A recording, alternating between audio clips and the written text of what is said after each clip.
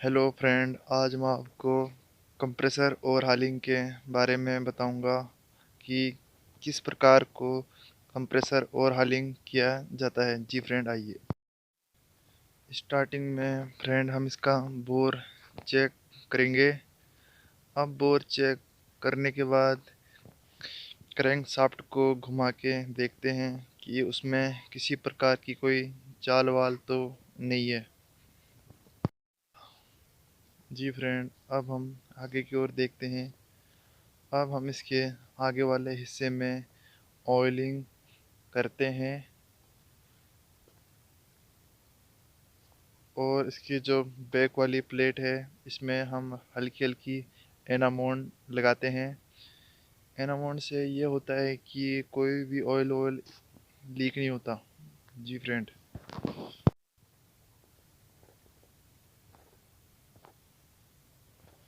अब हम फ्रेंड ये जो आगे वाली पिन होती है इसको ठीक से लॉक कर देंगे। लॉक करने के पश्चात इसमें करारी को बैठाते हैं।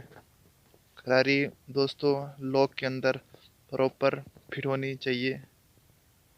उसके पश्चात इसकी एक लॉक पिन आती है, इस इसको हम इसमें फिट करते हैं।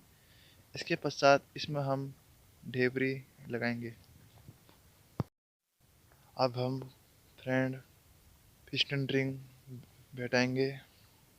पिस्टन रिंग को बैठाते वक्त यह ध्यान में होना चाहिए कि पिस्टन रिंग को ज़्यादा ज़ोर से खींचना नहीं चाहिए, क्योंकि खींचने से टूटने का डर रहता है।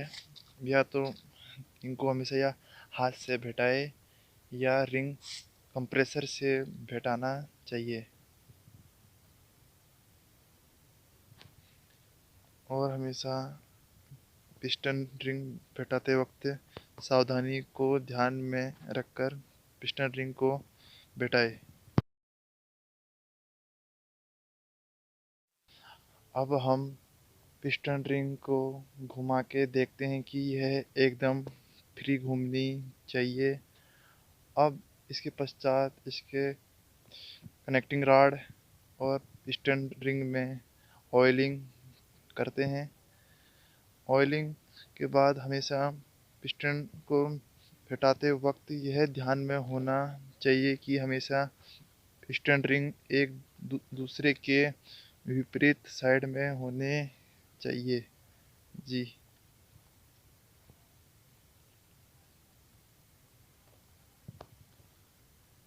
और हमेशा इस काम में सावधानी होनी चाहिए। अब हम इसके लाइनर में ऑयलिंग करते हैं। इससे यह होता है कि पिस्टन रिंग और पिस्टन एकदम आराम से बैठता है।